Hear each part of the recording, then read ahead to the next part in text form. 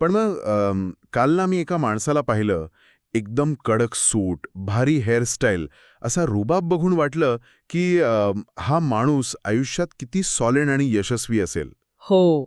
पण मग तोच माणूस हॉटेलमध्ये गेल्यावर एका वेटरवर क्षुल्लक कारणावरून कसा ओरडतो आणि ताट भिरकावतो, हे पाहिलं की तो सगळा रुबाब एका सेकंदात मातीत मिळतो. हाच तो धक्का. म्हणजे इथेच आपण फसतो. आणि म्हणूनच आज आपण ह्या डीप डाईव्हमध्ये एका अत्यंत महत्त्वाच्या विषयाच्या मुळाशी जाणार आहोत.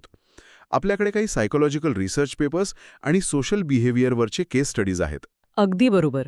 आणि या स्रोतांच्या आधारे आपण डिकोड करणार आहोत की माणसं दिसण्यावरून कशी पारखली जातात. हो, ती आपली जुनी म्हण आहे ना, रंगाने गोरा पण हजार गुण चोरा.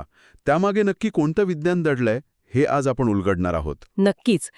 कसं आहे ना, या म्हणीचा अर्थ फक्त त्वचेच्या रंगापुरता मर्यादित नाहीये. हा मानवी स्वभावाचा आणि आपल्या मेंदूच्या कार्यपद्धतीचा एक खूप मोठा धडा आहे. म्हणजे आपण बाह्य सौंदर्याला भुलून आतले खरे गुण तपासायला कसे विसरतो, यावर हे रिसर्च पेपर्स बोलतात. आपल्या एका केस स्टडीमध्ये ऑफिसमधली एक एकदम भारी गोष्ट आहे. हो, ती नवीन मुलीची गोष्ट. हो, तीच. बघा, एक अत्यंत साधा आणि मदतीला नेहमी धावून जाणारा मुलगा असतो. ऑफिसमध्ये एक नवीन मुलगी जॉईन होते.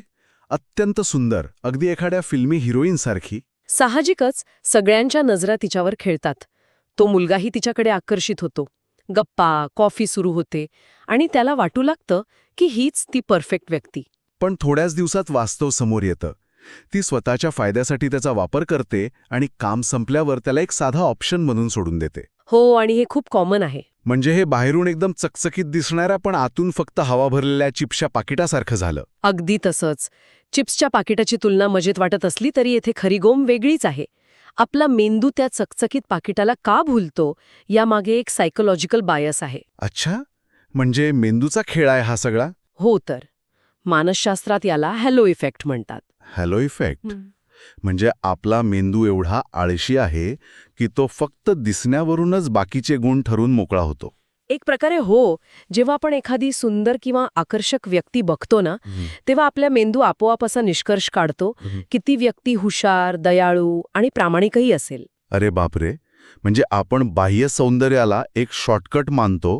हो, आणि तिच्यातील खऱ्या मूल्यांकडे म्हणजेच प्रत्यक्ष वागणुकीकडे आपण पूर्णपणे दुर्लक्ष करतो. म्हणजे तो साधा दिसणारा मुलगा आतून चांगला असूनही मागे पडला कारण त्याचा तो शॉर्टकट आकर्षक नव्हता. अगदी बरोबर. पण मग मला सांगा, जर प्रत्यक्ष आयुष्यात आपला मेंदू हा हॅलो इफेक्ट हाताळताना इतका गोंधळतो, तर सोशल मीडियाच्या जगात त्याचं काय होत असेल? तिथे तर हा धोका 10 पटीने वाढतो. हो ना, तिथे तर प्रत्येकाचा चेहरा फिल्टर केलेला असतो. एक्झॅक्टली.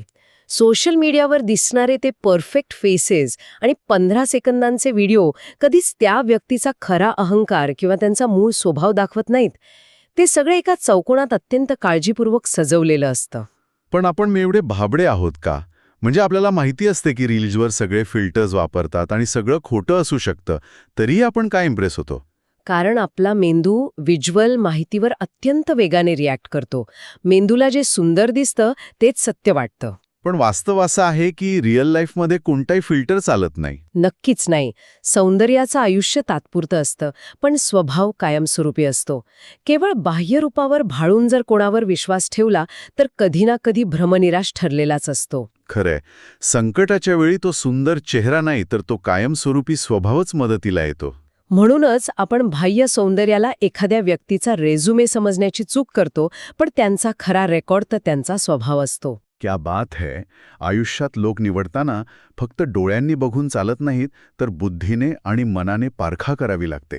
कारण शेवटी जी माणसं सोबत राहतात ती त्यांच्या दिसण्यामुळे नाही, तर त्यांच्या वागण्यामुळे. या सर्व चर्चेतून एक एकदम भारी विचार समोर येतोय.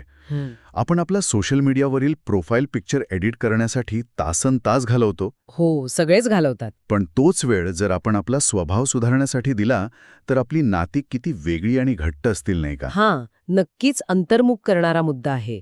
डिजिटल फिल्टर्सपेक्षा आपल्या स्वभावावर काम करणं कधीही जास्त फायद्याचं ठरेल. तर पुढच्या वेळी कुणाला भेटल्यावर केवळ त्यांचा परफेक्ट लुक न पाहता ती व्यक्ती इतरांशी कशी वागते हे नक्की नोटीस करा. कारण आतली हवा बाहेर आल्यावर चिप्सचं पाकिट कितीही चकचकीत असलं तरी त्याची खरी किंमत आतल्या पदार्थावरच ठरते.